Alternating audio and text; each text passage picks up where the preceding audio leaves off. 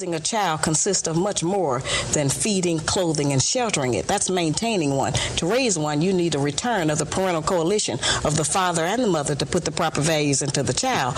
Many of our boys, when we raise them alone, they grow up with the female emotional mechanism.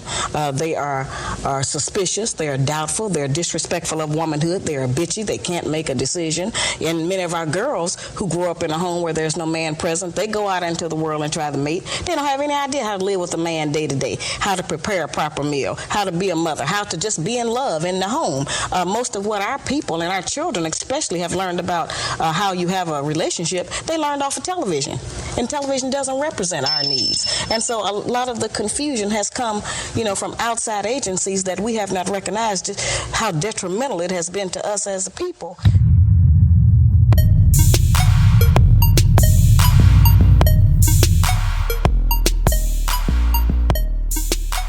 What's going on, everybody? What's going on, everybody? We are back again.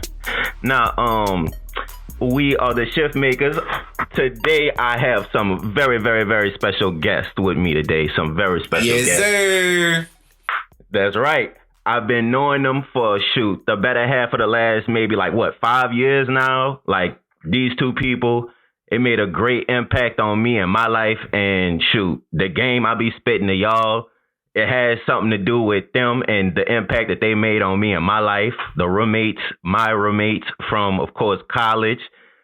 First person I'm going to introduce is Nique Craig. I call her Nique. Everybody calls her Nique. Nique, let me tell you a little bit about Nique. She is she's an HR manager, actually. HR manager at one of the biggest airports in the South. In Texas, to be specific. I don't even need to get more detailed than that. Just know Nique on her game. Next person I'm going to introduce is Mr. Travis. Yes, right? sir. Come on now. Travis, one of the biggest leaders, not only one of the biggest, one of the best leaders I know. The man been a manager for some retail spots. Not only that, but a manager for a wellness place. I'm talking about a wellness retail place. And just as far as leadership goes, the dude been an example to me pretty much. So again, Nique and Travis, why don't y'all, go ahead and let them hear y'all voice. Thank you. This is a pleasure to be on this one, man. It's a pleasure to be on this. Nice talking to you. You know how it is. How we do when we get together. Oh, yeah. Thank you for having us, Elle. We are really excited to be a part of the ShiftMakers and everything that you are bringing to the industry. Absolutely. And I 1000% appreciate y'all being on this with me. Of course, my audience appreciates it. And with all of that being said, we going to get into it. Let's do it. Absolutely. So what I have for everyone today is something a little bit special. And I feel like I got the right guest to talk about it with. We're going to be going into the Black household and doing a little bit of a deep dive into the Black household. I don't know if I mentioned this, but Nique and Travis, they're actually married. Not only are they married, but they have a daughter together. And I mean, again, what better examples to talk about this with? Right? Right. Yeah. Yes. Big facts. So just to give me a quick little synopsis, what are y'all's perspective of the Black household? Just give me a couple, little few sentences, a little summary. What y'all got going on with that? Okay.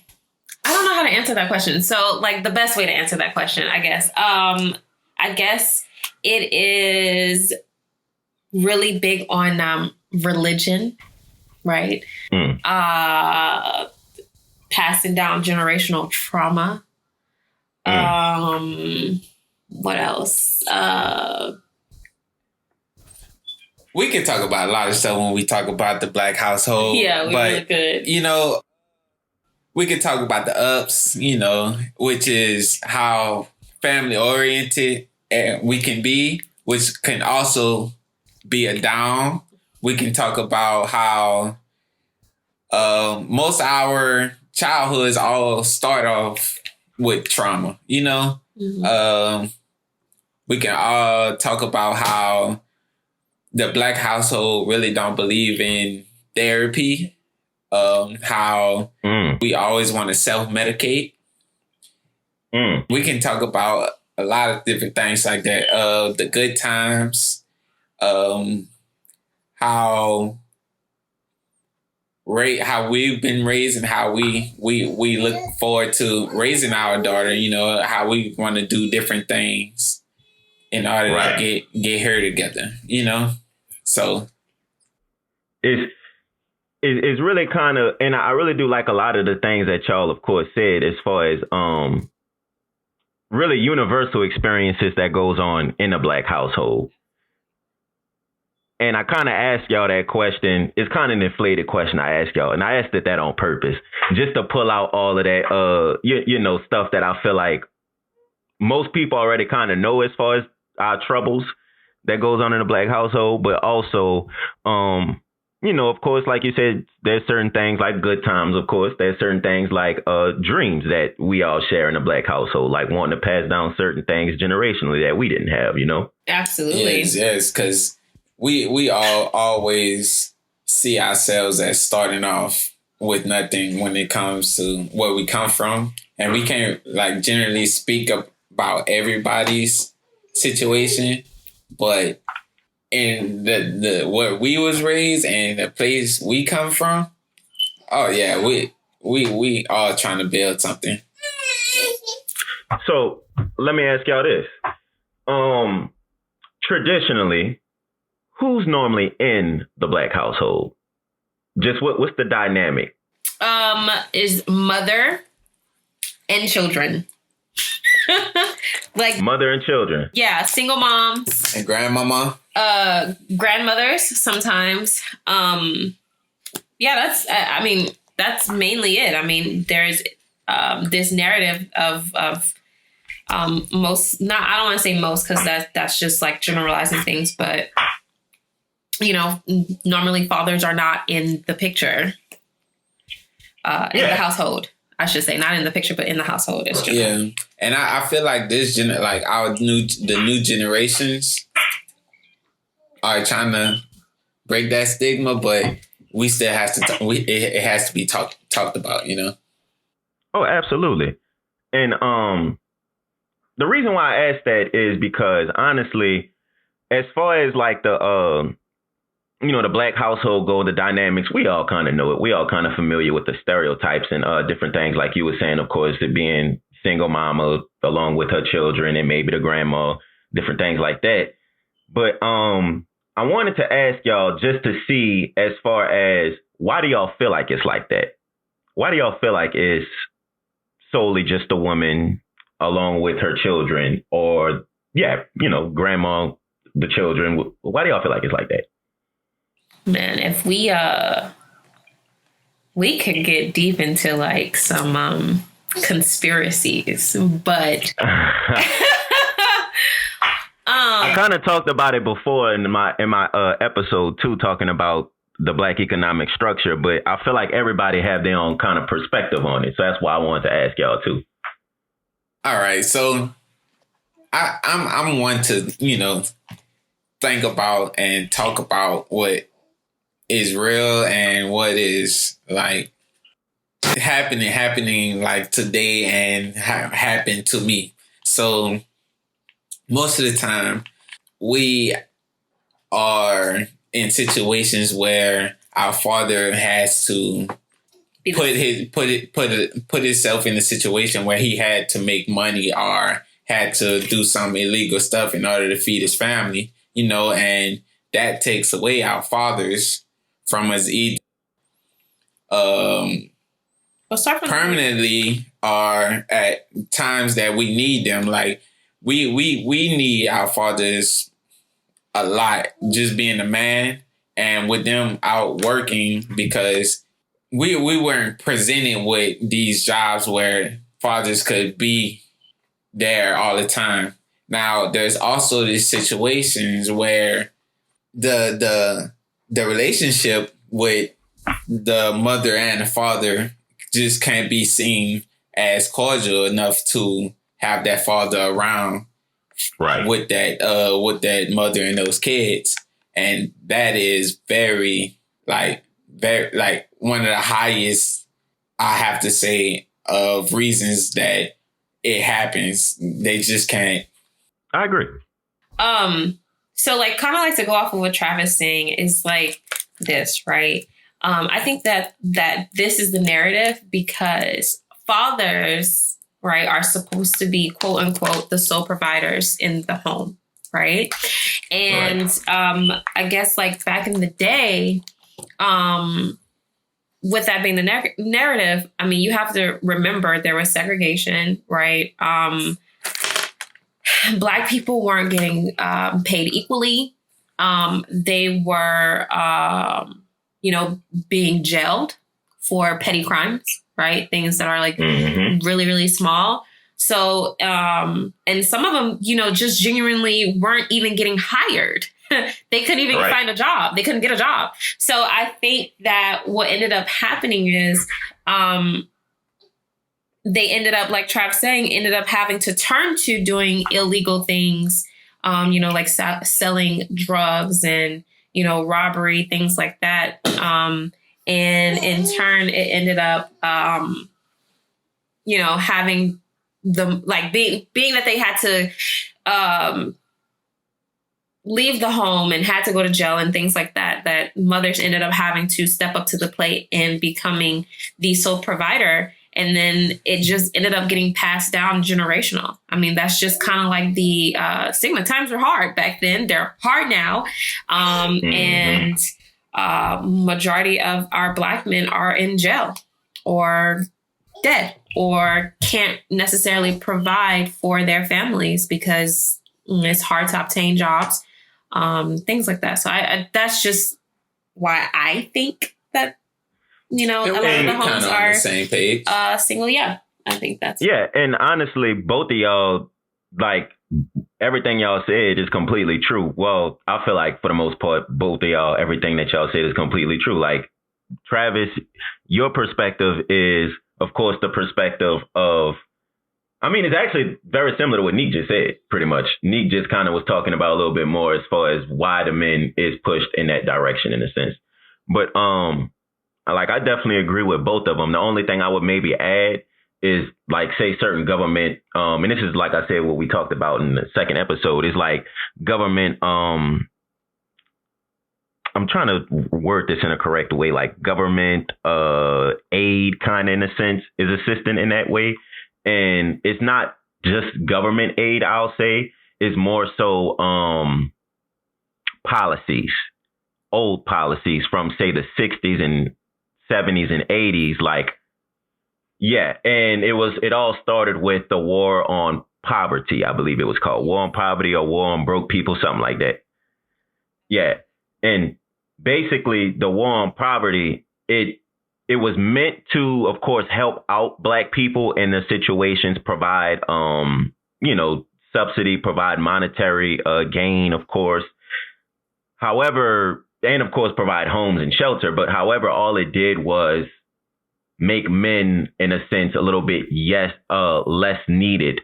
Not only did it make them less needed, but it made men, like the certain policies that they made, like no man in the house, which basically mean if you want a welfare check, your welfare check can't be over a certain amount and it can't have a certain amount of people in the house, which means absolutely. So now they have to pretend, either they have to pretend or they genuinely can't have a man in the home in order for them to be able to provide or have some type of way of, being able to feed their children. It's really sad.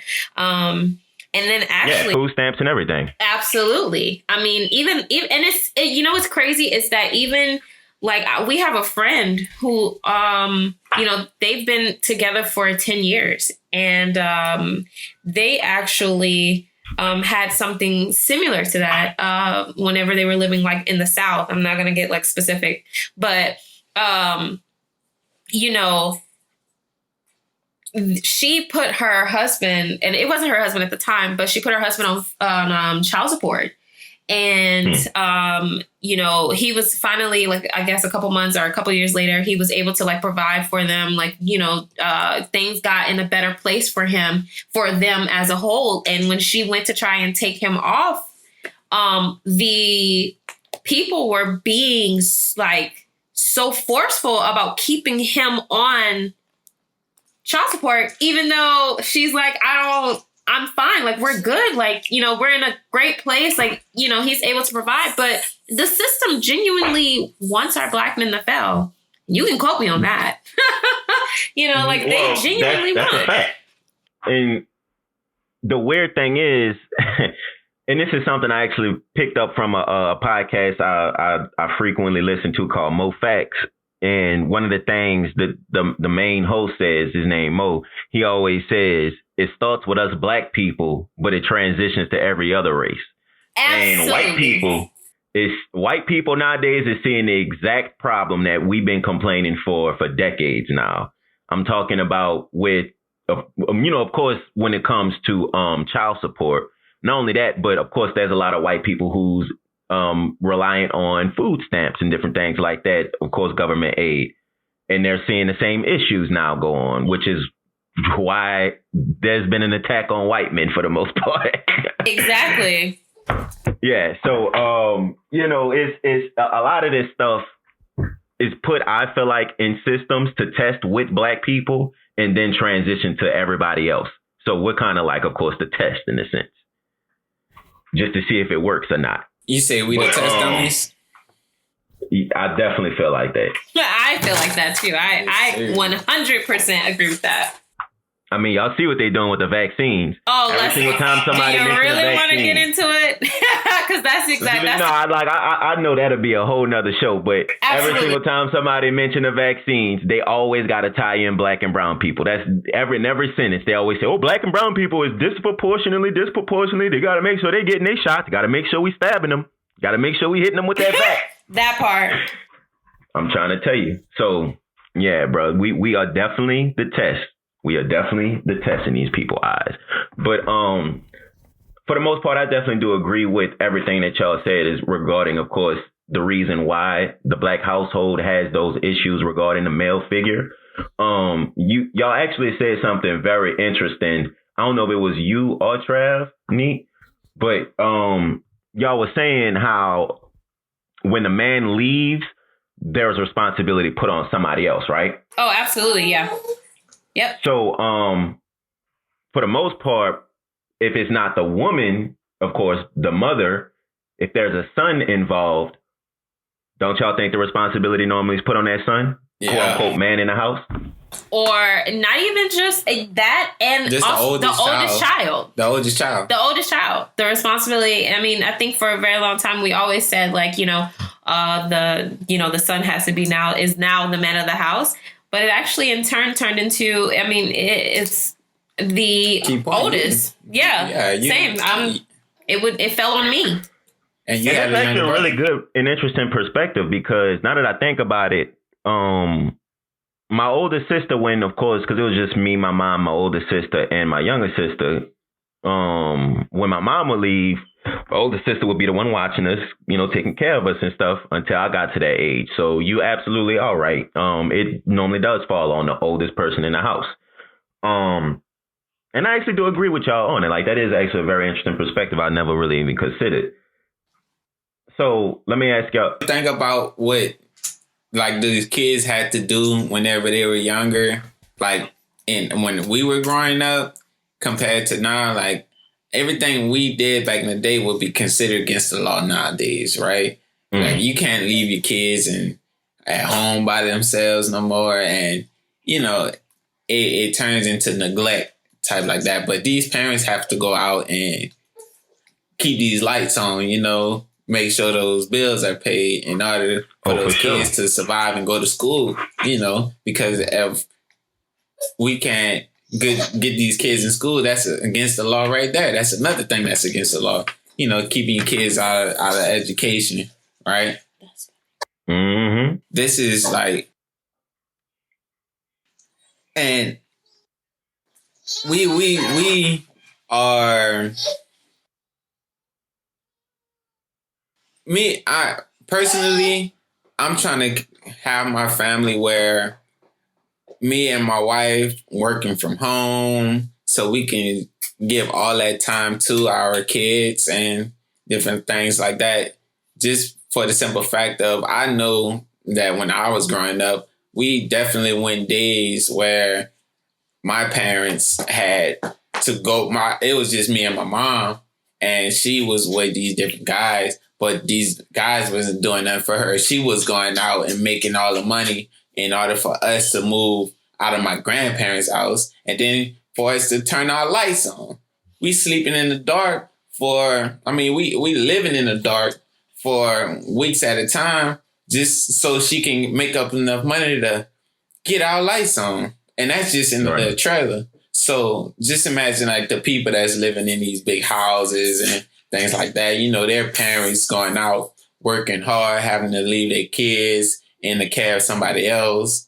And then that's where more trauma is built in these kids. And, you know, everything falls back on to trauma and stuff like that in the black houses and stuff like that.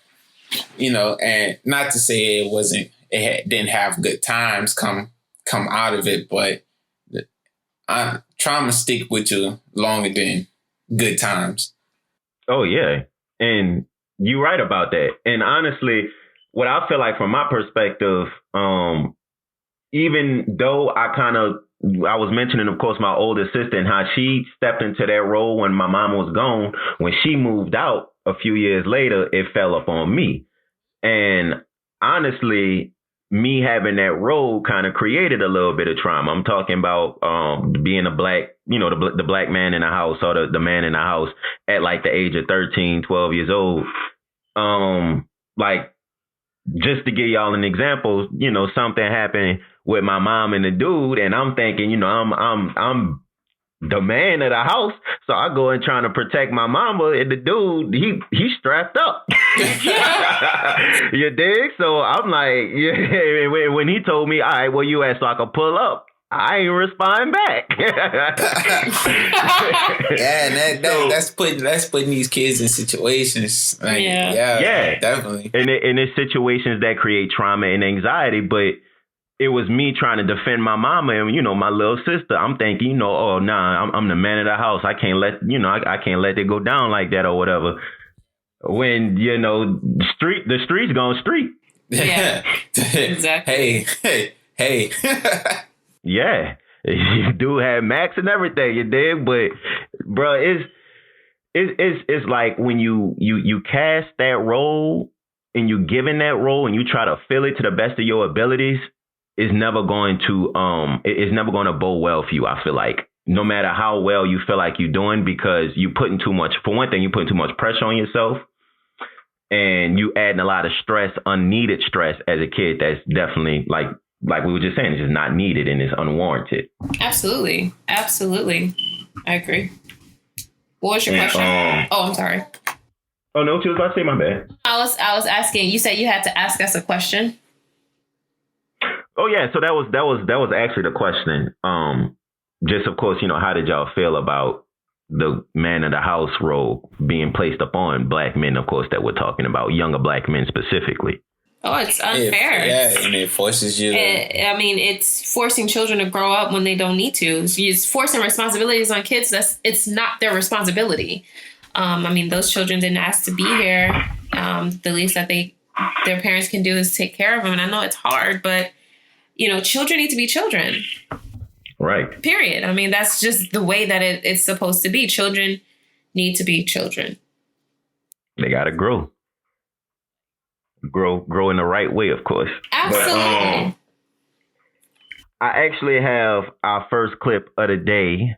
I wanted to play to y'all. And it's actually talking exactly about what we're talking about. Of course, going into the black household and going a little bit more into that dynamic of the man of the house, quote unquote, and of course, the woman in the house also, of course, and basically that dynamic. So this clip I've actually taken from that podcast I was mentioning a little bit early on, the Mo Facts podcast, and I forgot like the woman who was speaking, but I'm going to just go ahead on and Raising a child consists of much more than feeding, clothing, and sheltering it. That's maintaining one. To raise one, you need a return of the parental coalition of the father and the mother to put the proper values into the child.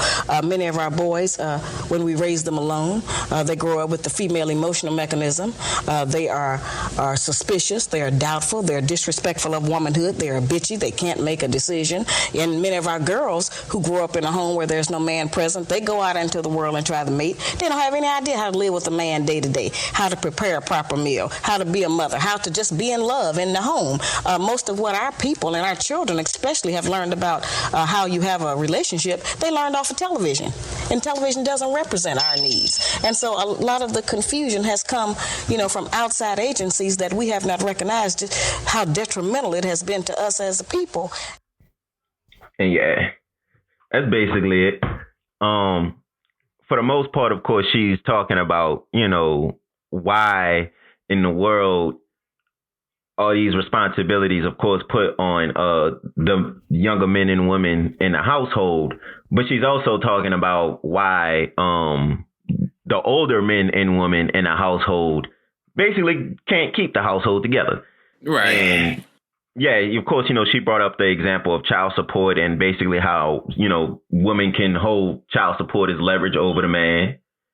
And she also got into, of course, how basically men, when they're not raised by men, they grow up to be bitchy, whiny, have feminine traits in a sense. Right. And women, when they don't have that father dynamic, they basically don't know how to fall into not a profitable relationship, a productive relationship. Because, of course, you don't have your father there to give you that initial game that a man should give you, in a sense.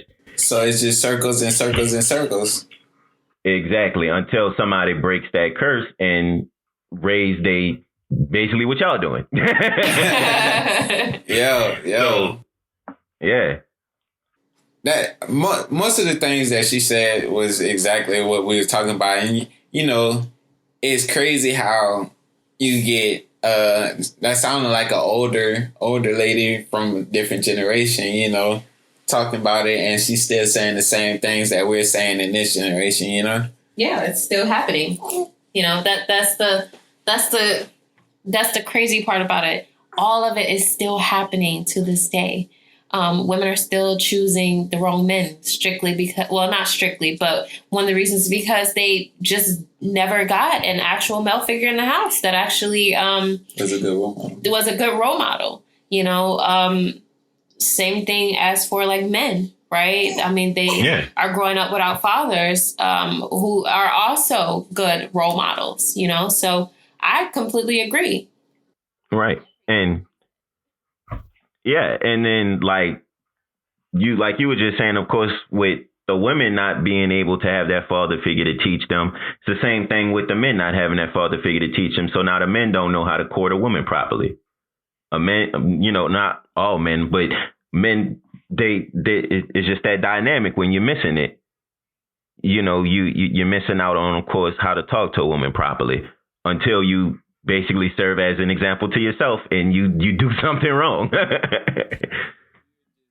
Like playing the game, basically. You don't know the cheat codes. Right. Like, we all do better with cheat codes.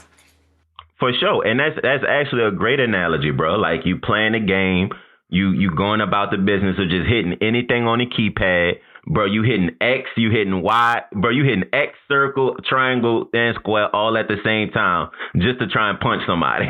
Yeah, and you're not getting nowhere like that. You're not winning nothing. Nah. We are going to be losers until we restart, get to where our families are full.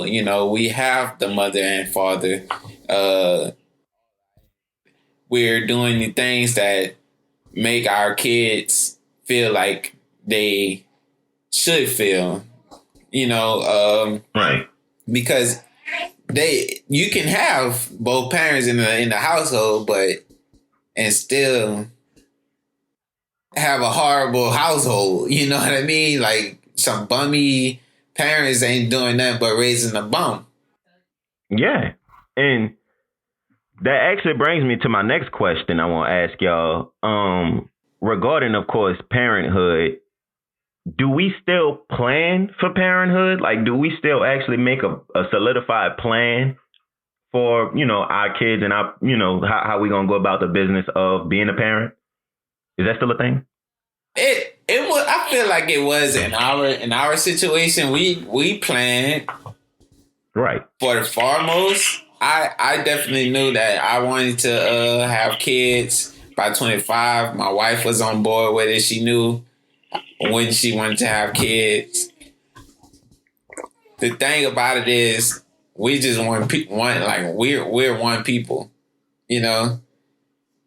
And I still feel like people are just going in and making these kids with no clear idea of what their life is heading towards, what they want to do, and then they still end up in situations where these people are splitting up because they had no plans on being with that person, Let me see. Right. Oh, go ahead. Oh, okay. I was gonna say. So, I personally believe that, you can plan the basics, right? You can have an idea of like when you want to have kids, how that dynamic looks like, if you want to be if you think you can, be in a house before you have children, or if you decide that you don't want to be in a house right then and there, because if we're being realistic, you can plan down to the nitty gritty of like a detail, but I'm going to tell you right now, it is not going to go the way that you planned on it to be. Like seriously, like you will not, you will not have it down to like the details all the way down to like the details. Like you just can't. And a lot of people want to, but you genuinely can't. We did talk about having a kid at 20, like whenever Travis is 25. Actually, we had a conversation that I turn 25 and we'll start having a kid, or if we just, if we just let it happen. If it happens, it happens. If it doesn't, it doesn't. And what do you know? Right after we had the conversation, it happened. So there you have. But even in that though, that's still kind of a plan, because y'all talked about it and y'all know, all right, we're prepared. Because if y'all wasn't prepared, y'all wouldn't have that mindset, right? I just know y'all. Yeah, like go. No, seriously. Exactly. The thing is, if it happened, it happened. But realistically, the way that everything ended up falling into place, it ended up working out. We were able to be in a better position where we can actually afford to take care of our child. I didn't know that I was going to get a promotion right after I had, right when I got pregnant. I didn't know that. That's not something that, definitely a blessing. Yeah, right. Seriously. Or the simple fact that we were going to be able to get a bigger place, and we will be able to, have our daughter early. None of these things, you can't plan these things. These things just happen, and the only thing you can do is just roll with the punches. So. And you absolutely right, honestly. I feel like even like I said with, y'all kind of having that informal date in mind or informal year in mind, with y'all still being prepared, is still that plan that y'all kind of had fleshed out. So y'all still was very, very prepared, had a plan, and y'all was ready for parenthood. Right. And honestly, I do feel like that kind of is a situation that we all kind of find ourselves in. I'm talking about people in our generation. We just don't have that. We don't have these type of talks with each other regarding basically just having a solidified plan, not just talking about, with age or whatever, but more so just a preparedness, in a sense, having a plan of being prepared. And I'm not even talking about conversations with significant others. I'm talking about conversations with your partners, with your homies, with your brothers, conversations, of course, with your sisters, with your girls, different things like that. And when that's a comfortable conversation, and that becomes a comfortable conversation to have with each other, of course you're gonna talk about that with your significant other. And I just feel like that's like one of the biggest things that we, as of course, Black people, we just need to start doing more, even in the friend circle type of thing, Just period, yeah. We have to put ourselves where we can get ahead and not keep pushing our culture that is pushing us back into keeping us in a place where we won't be able to elevate ourselves to the next level. Most of the time, we trying to get there and trying to what is it? We trying to dibble and dabble into these desires and stuff like that, and put yourself in a situation where there's no turning back from that.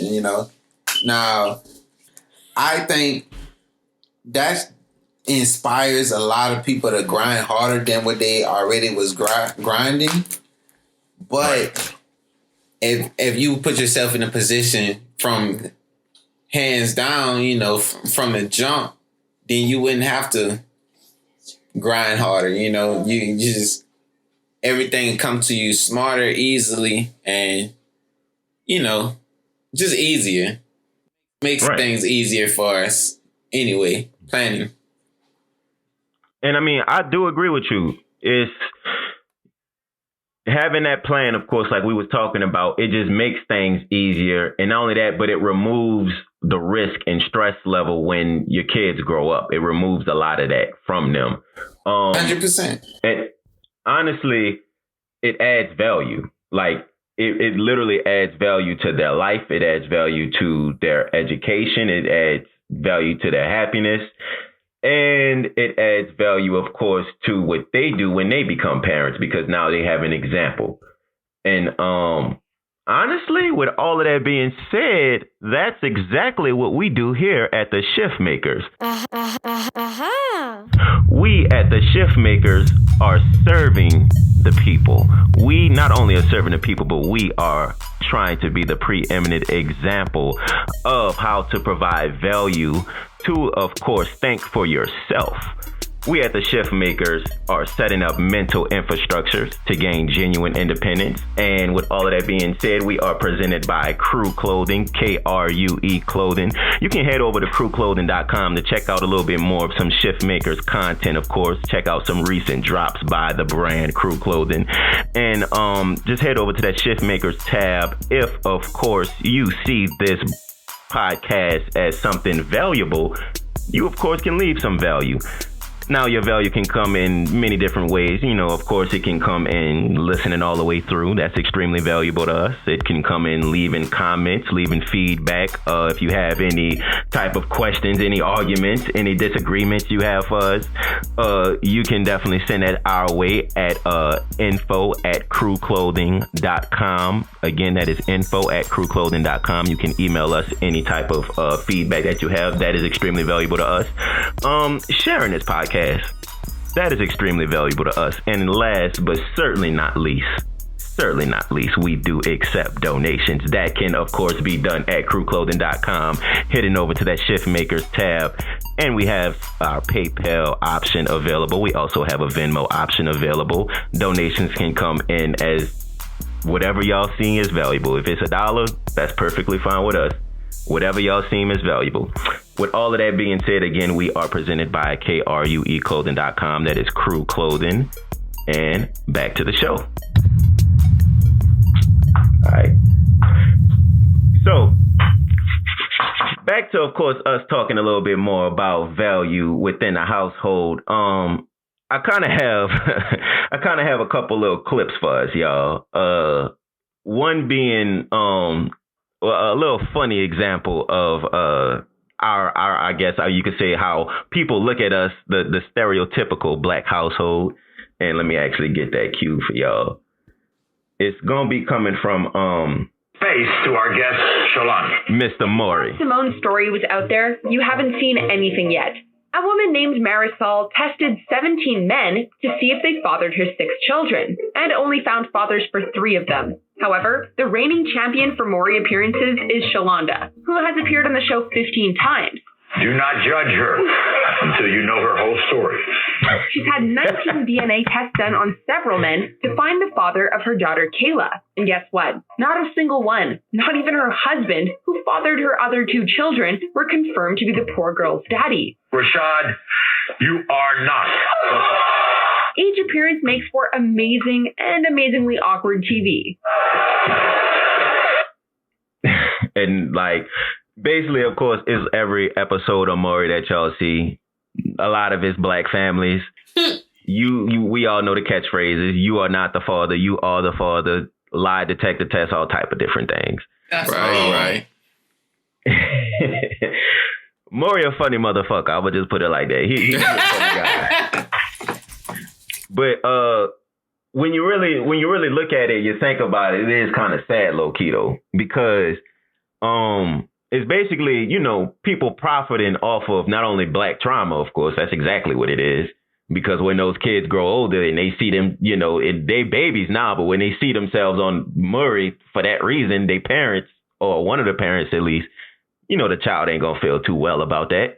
No.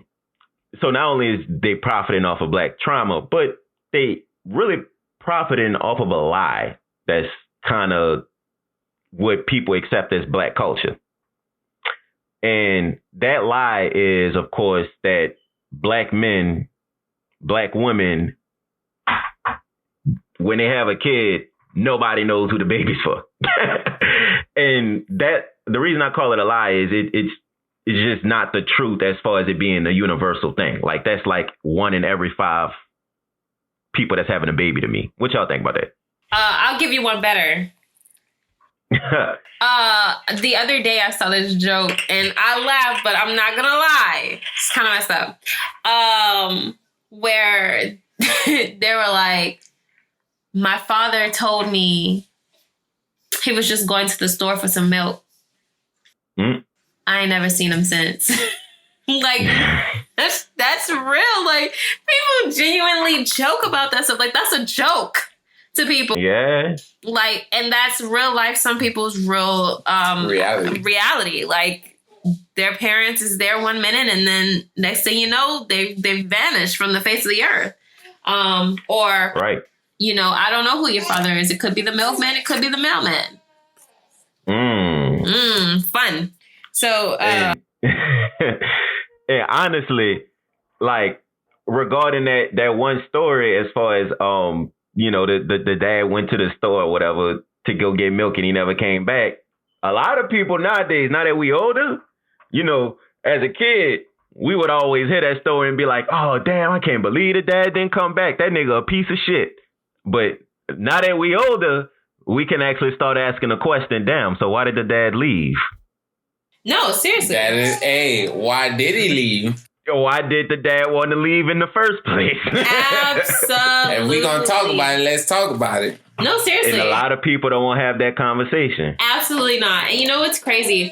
One of the things that actually brought back a memory. So one of the things that my mom used to always tell my brother and I, she would like kind of joke, but now looking back at it, I'm like, what the heck? Like, why would you tell your child that? But my mom used to be like, your dad is not really your dad. Your dad is really the milkman. And she'll tell my brother, your dad is really the mailman.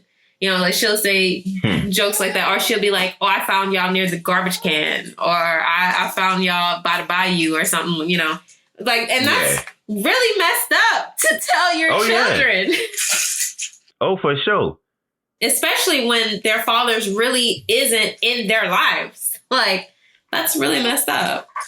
And honestly, a lot of people have very similar situations where, of course, the dad isn't there and their mom is just, I don't want to say like, don't care about the situation, but in a sense, you kind of have kids, so you got to be delicate with that situation. Yeah.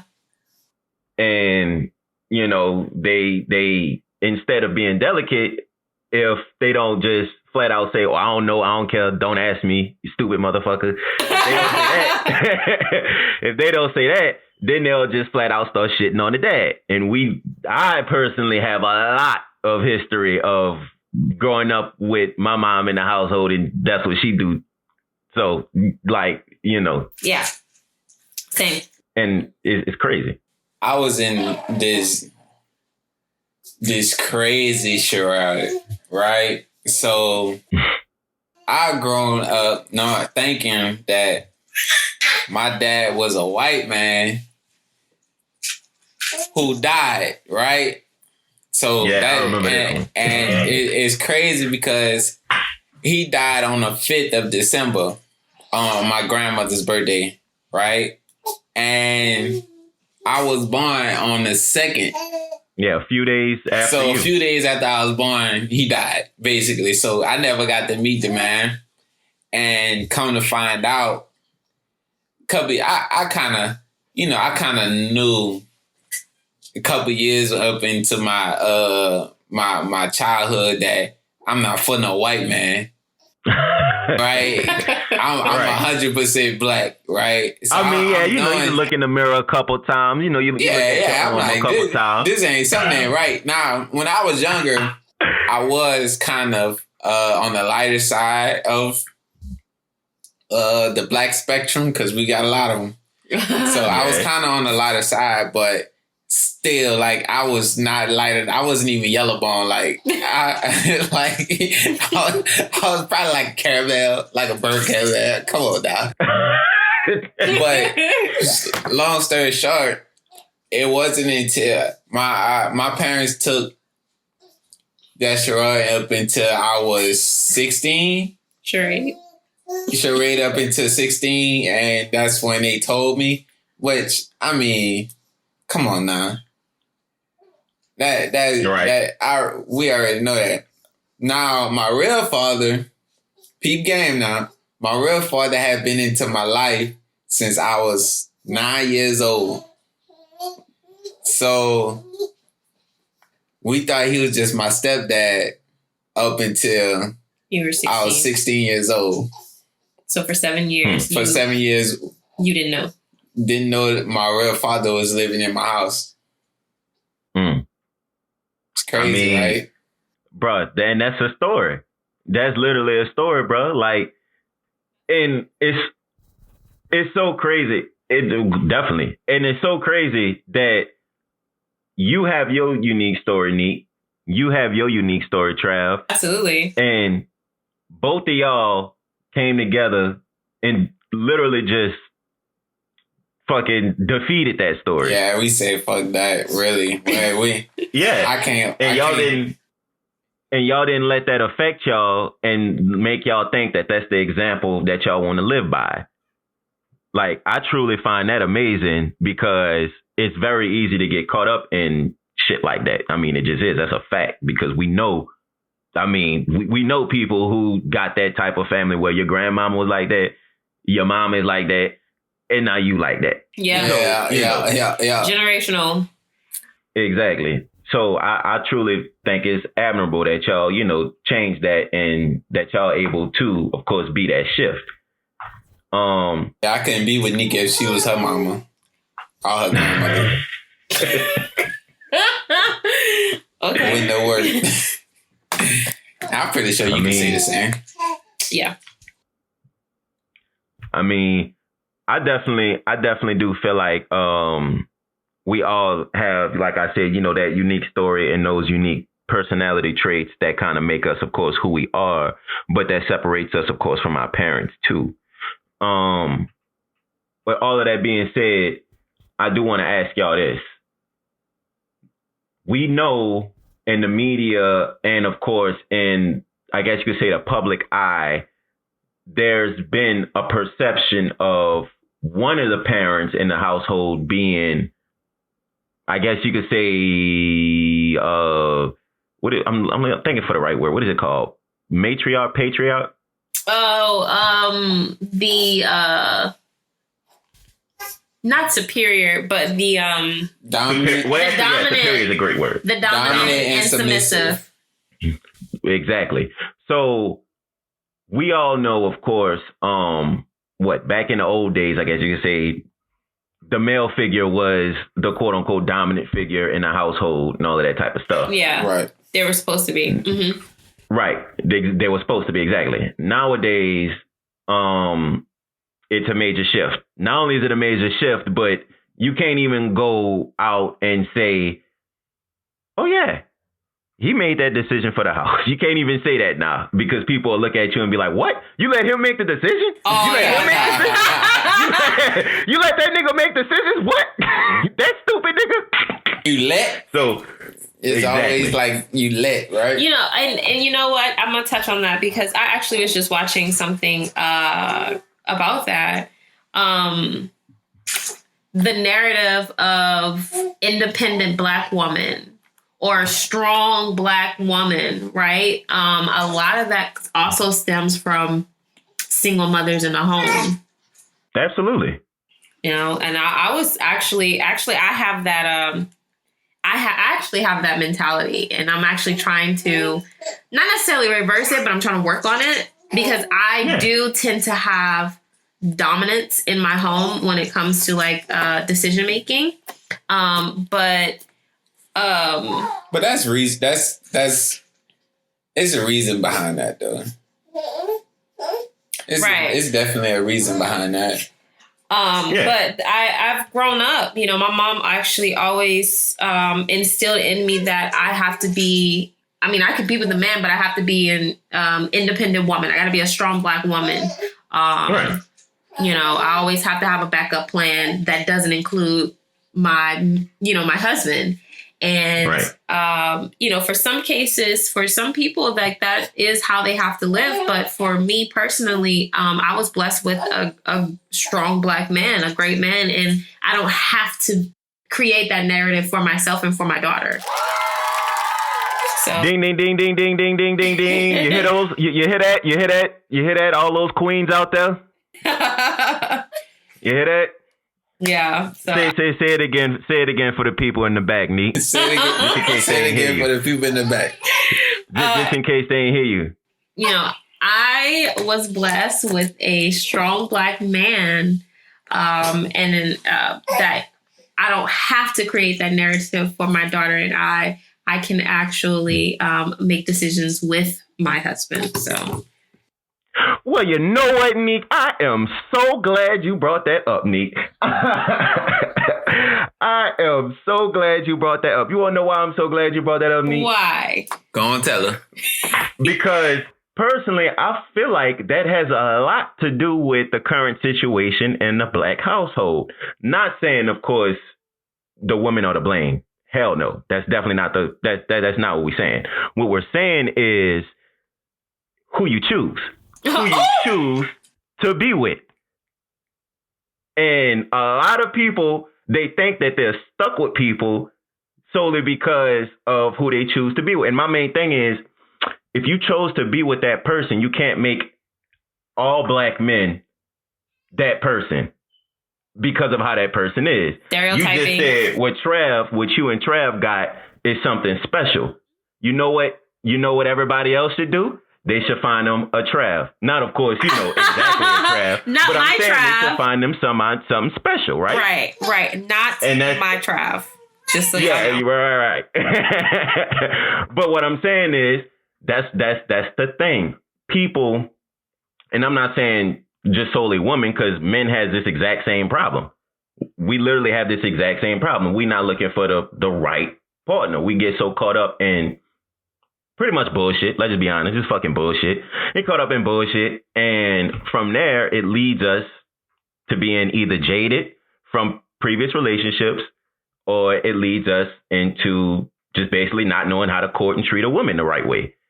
Right. And that goes back to the thing we was talking about where, planning in a relationship is not just about kids, and having kids is about having a relationship, period. Because, I can start talking to a girl and just be like, nah, I don't see no future with it. I'm here to have fun, And right. She want a future with me. Now I feel like I'm stuck and obligated to have a future with you. Right? Or lie. Right? Right. And vice versa. A girl could do the same thing. She just looking to have fun. and I'm looking for something more. And just because we're not open to saying that's not what I want, my plans is getting interrupted because, you're not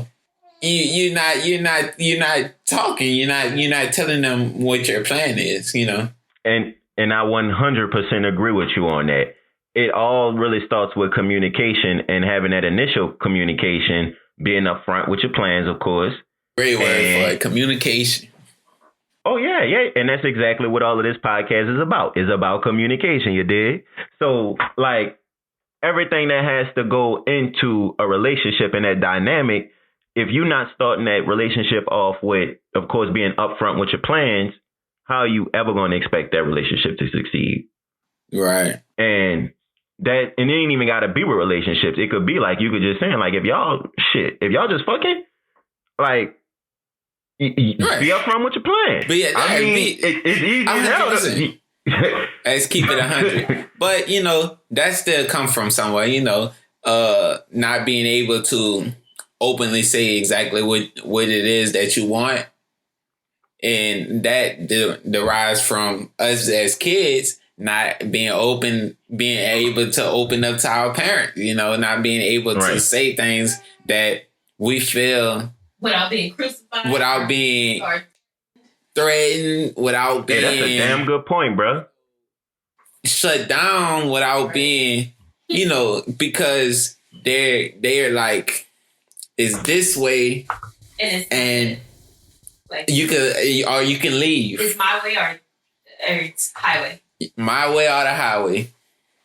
Right. And I do feel like bro, and that's actually a really good point. Like, I didn't even think about that. As far as bringing it back to, of course, your relationship with your parents and how y'all communicate and how that can be a definite detriment to how you communicate in future relationships with your significant other.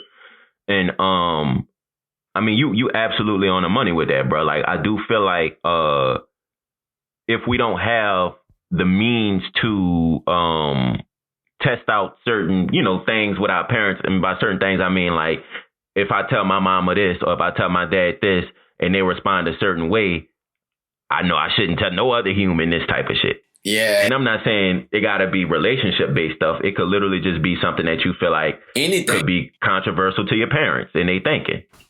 Anything. Yeah.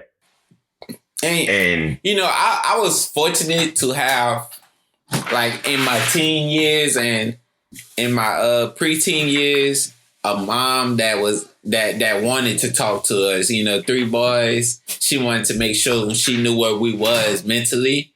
Because 3 black boys in a little honky-tonk town. It's not a safe place to be. So you gotta actually know where your kids is mentally. Yeah. So my mom, she's she was good in that area and in a lot of different areas, but just knowing, like, having these cousins and these other friends and stuff that weren't able to have those discussions with their parents, and they always end up in places where they need to source outside or they're not sourcing at all, Right. And they end up in bad places. Right. Yeah. And I mean, bro, like, y'all so right with this as far as that dynamic, of course, going into your parents and that, of course, that relationship that you have with them and that communicative relationship that you have with them. And honestly, I want to give y'all this last clip from the Maury Show. Oh, wait, I got to rewind it. Give me a little second. I'm going to give y'all this last clip, and it's actually the clip I had sent y'all. Yeah. And I know y'all can't see it, like y'all can only hear audio right now, but basically it's the dude, I forgot the dude's name, and he became famous from Maury because, like, he was one of the first people to start dancing and all that shit when they gave him the test saying that he not the fault. But here, I'm about to go ahead and hold on. Is there a more iconic moment in Maury history than Andrew's famous dance? In this classic Maury episode, a woman has Andrew on for a paternity test. It doesn't go well for her, but Andrew clearly couldn't be happier to hear the news. He ecstatically jumps up and down and proceeds to do a little jig on stage, much to the delight of the audience. This became one of the internet's earliest memes back in 2005, as the dance was made into gifs and endless Photoshop images. It even helped popularize the phrase, "You are not the father," which is of course now synonymous with Maury. Look at that boy move. He killing it. About 10 minutes straight. That nigga real life moving like Chris Brown saying. That big old shirt. So he really was bopping on that bit too. He was bopping, fool. But yeah, bro, like I ain't gonna lie, we black people funny as hell. Yeah, big facts, like super. But I just wanted to show y'all that clip because it really does personify everything that we talking about, especially from even like the man's perspective. Like, you going through this, you know, you being, I won't say forced, but I think, you know, you kind of don't have too much of a choice if they bring you on more to take this paternity test and all that, whatever. And the man made fun of the situation, obviously, by dancing when he got that "you are not the father" result. But the sad thing is about the whole situation is like they had to go through that. Exactly. Each party in there had to go through that from the lack of planning.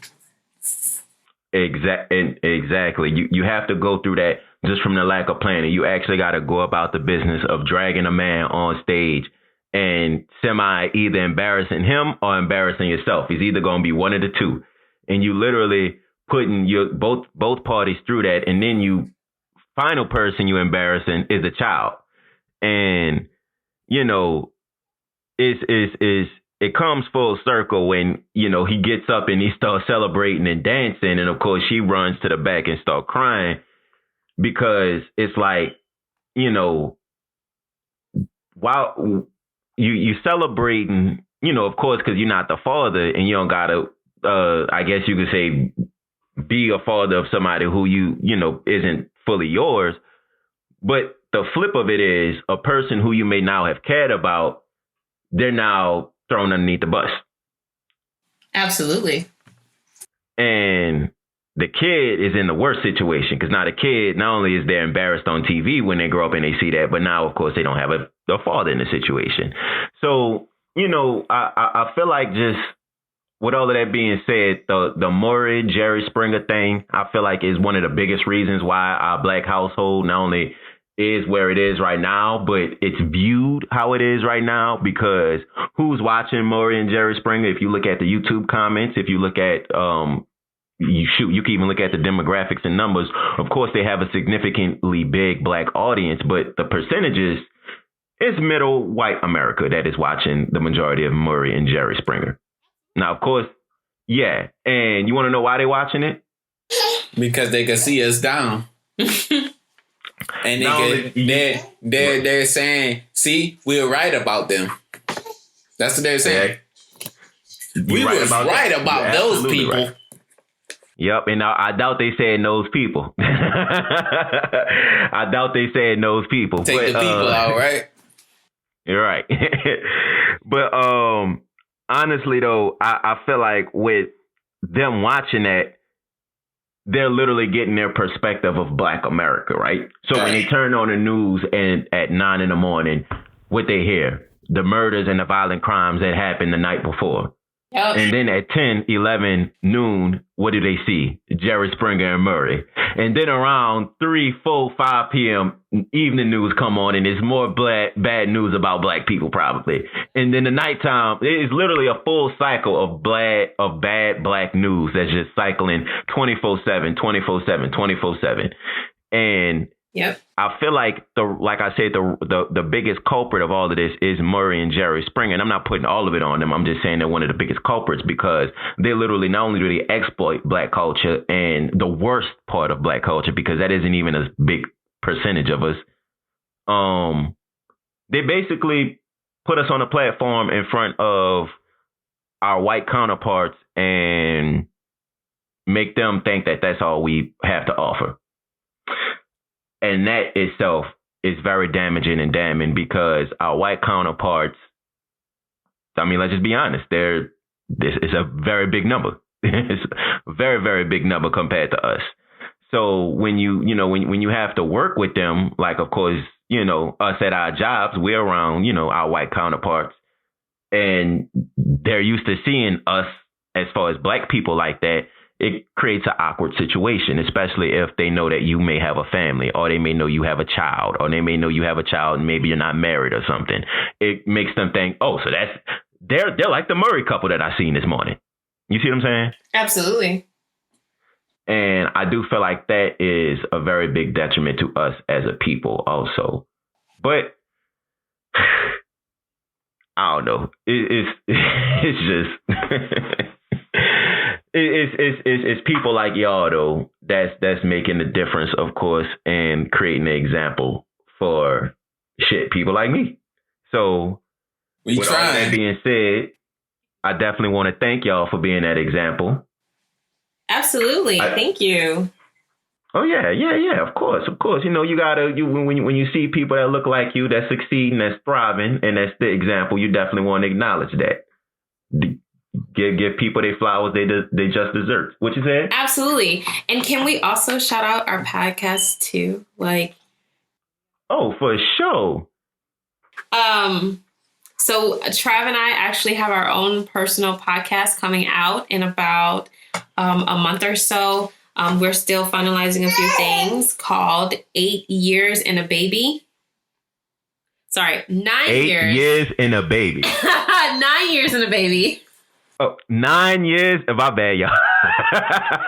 9 years and a baby. Y'all hear that? 9 years and a baby. Yes. And we're going to be talking about... Is it the number 9 or is it going to be the letters 9, like spelled out?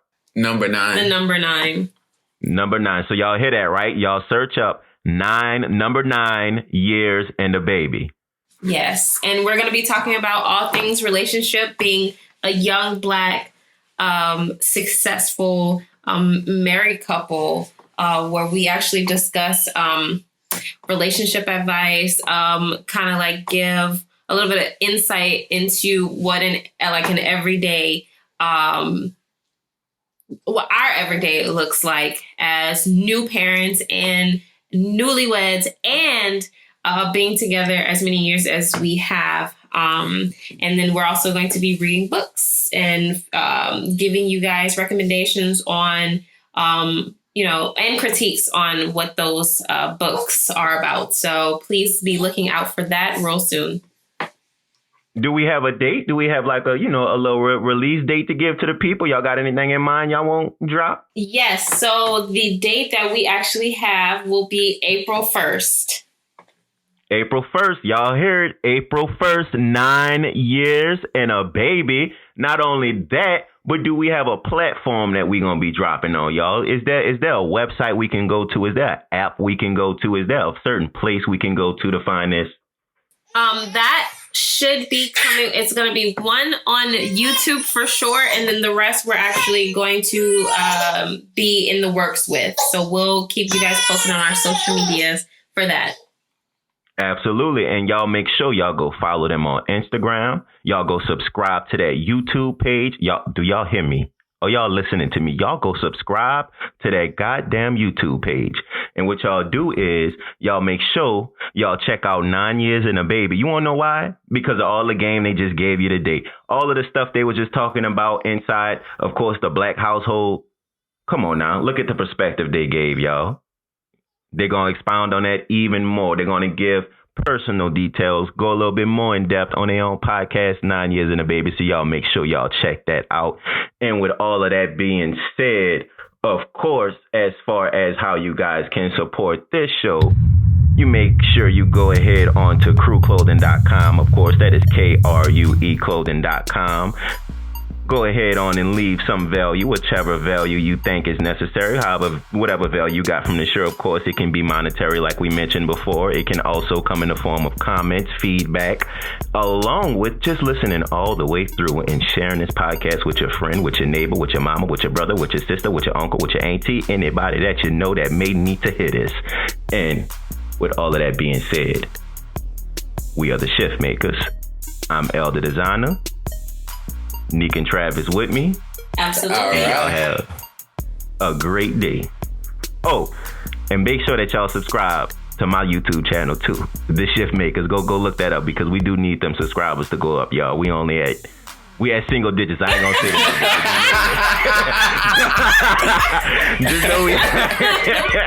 Just know we at single digits. So I need y'all to go run that up ASAP. Also, look up that Instagram. We are also at the ShiftMakers on Instagram. Go hit that. And with all of that being said, y'all have a great day.